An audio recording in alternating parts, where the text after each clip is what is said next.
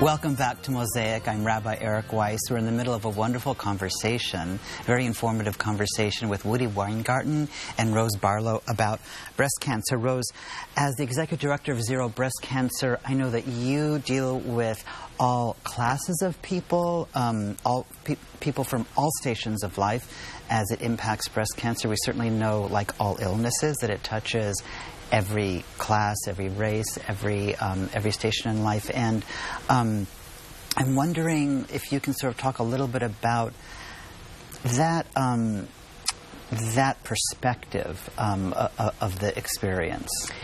So we're increasingly bringing our focus to the underserved communities in this conversation. When we started off life as Marin Breast Cancer Watch, our founders were people affected by breast cancer, but also people who, for the most part, had fairly significant resources that they could call on, and not just material, but also educational resources, so that they could sort of understand and engage in a similar way to the approach that Woody's taken, some research of their own, asking sort of questions of their doctors, having English as their first language. And now we're really starting to pivot our efforts and apply our learning to communicating with those communities that are not as well resourced. So for socioeconomic reasons, English is a second language, lower skills. So there's a lot of work to be done there, and I'm happy to talk more about that.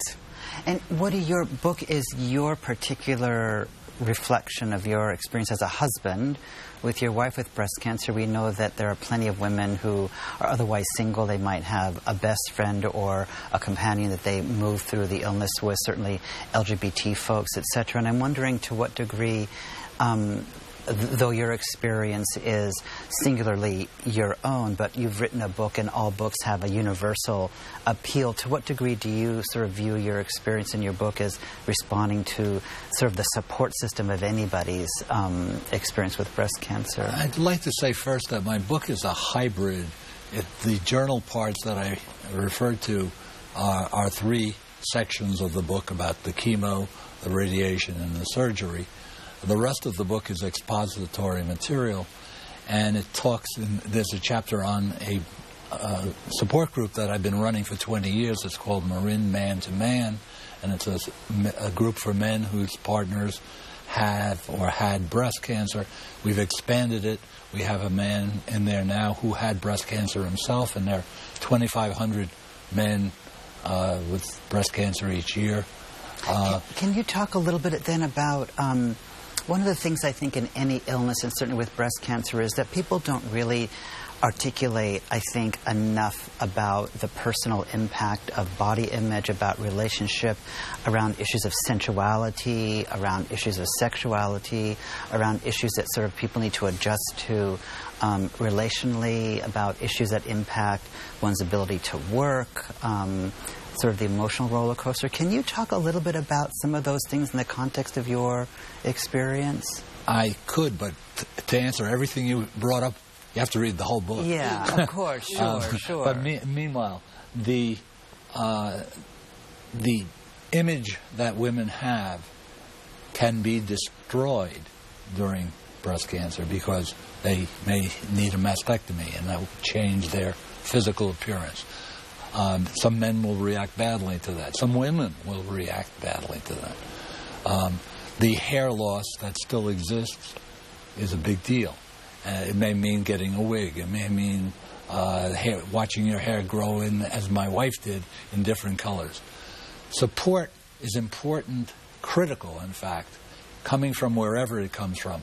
I recommend that women and men find a group, if it's possible, of support. If you believe in therapy, in terms of therapists, to find that, to use friends. Women in particular need women friends who can relate to them on the physical basis to give them that support. And men need to get out of the way sometime. My wife, one of the things I learned was sometimes she just wanted me to hold her hand and squeeze it and shut up. And that became very important.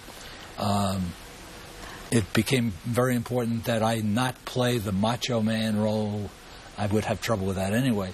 But that is not what women are looking for. They're not looking for the fixer in these circumstances. They're looking for people who can understand to some degree what they're going through and who will be there doing pretty much what they want them to do. Thank you. We're going to take a quick break and come back in just a moment as we continue this important conversation with Woody and with Rose. Please join us in just a moment here on Mosaic.